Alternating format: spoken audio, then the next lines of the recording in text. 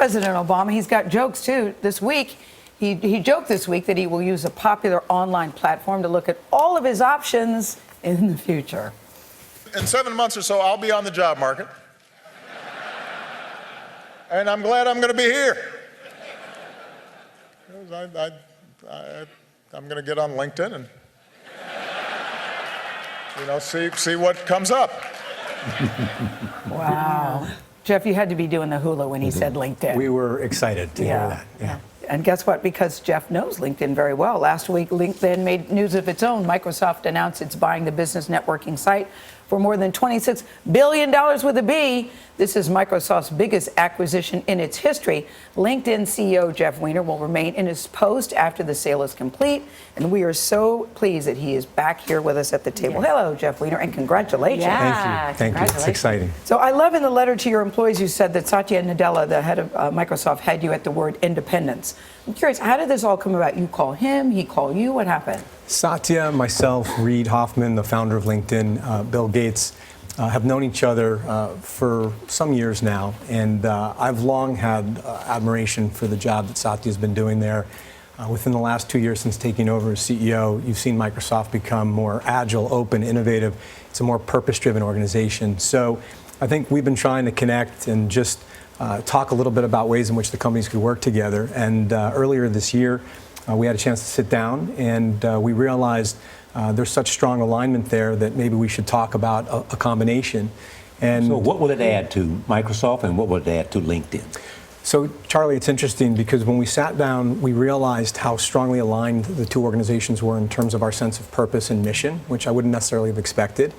And we're about helping our members to be more productive and successful. Microsoft wants to help its customers to achieve more. We've done it through a professional network. They've done it through software in the cloud. And the combination of those two assets really changes the game. So people want to read this as a sign that Microsoft is becoming a different kind of company, and you give it some kind of leverage to do that. Yeah, I think for starters, we can add a social layer, a social fabric to all of Microsoft's products. So they reach over 1 billion customers through applications like Outlook, Calendar, Office, Windows, Skype, Active Directory, Dynamics. And imagine being able to understand who you're talking to, connecting with within that environment. Through calendar integration, you're on the way to a meeting with someone that you don't know very well. We can send you a push notification, say, do you want to learn more about what you have in common with this person? Connections in common, the fact that you went to the same school, you used to work at the same company. And things like that can change the way people work just by virtue of getting to know how you know somebody. But when I first heard about it, Jeff, I was a little worried about you. I thought, what's this going to mean for Jeff Weiner? Because normally somebody's out of a job, you'd have the money, but what you going to do for work? Were you worried about that? Yeah, but how many billion was it again? It was 26. That's a different but to issue. have you still in the top spot, isn't that an unusual? She's worried about you. I'm promise you. Thank you, Gal. You're not Thank going you. to I have appreciate a job at Microsoft. Thank you for your and compassion. she doesn't know what you're be able to do and whether you get another job or not. So I'm all set. No need to worry. And in that sit down, you know what I mean. Yeah, of course. And in that first motherly, exchange, in that first exchange we had, we talked about the importance of alignment on at least two dimensions. One was purpose, which we already covered. The other was structure. How would this be structured? And I didn't know what he'd have in mind. And it would be reasonable to assume a certain degree of integration, almost absorption. Would I have to move up north? Yeah. And as I wrote in that email to our employees, he had me at independence because he said this was going to work differently. He had in mind a model that he believes is going to be more scalable over time that you've seen other companies utilize with great success. Google and YouTube, Facebook and WhatsApp, Oculus Rift, Instagram. And so we talked about a model of independence. I remain as CEO. We continue to pursue our mission and vision and do so in a way that continues to manifest our culture and values. And so the opportunity to pursue what we've always dreamt of pursuing with this opportunity to fully leverage Microsoft's footprint across 1 billion customers on a global basis, that's exciting stuff. Sounds like a win-win. You're known for your compassionate management. What does that mean? What do you try and do? Yeah, so it's a lesson I learned a long time ago in a previous organization where I think like a lot of less experienced executives or managers, I was projecting onto my team an expectation of how I did things. And it's not the most effective way to work with people. I think another approach is to be more compassionate, to manage compassionately, where you put yourself in the shoes of other people. You understand their intentions, their motivations, their dreams, some of their fears.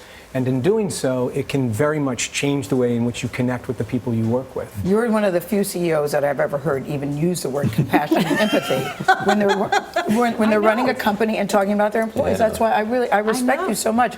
I'm curious about the LinkedIn That's profile. why she's worried about you. Yeah, I know. It's yeah. compassion. Thank you, I Gail, know. for being We compassionate. could use another person at the table. Yeah, we could. The right person. It's a very comfortable But this is the environment. But you have to take your shirt off, though. You know that. What's going on with the shirt taking off stuff? No, it was a Larry Wilmore joke. Your idea of a great LinkedIn profile, what jumps out at you that you go, okay, this, Yeah. this Oh, yeah, he or that's she good. That's is a very good really Yeah. good. Authenticity, first and foremost. Be yourself, represent who you are.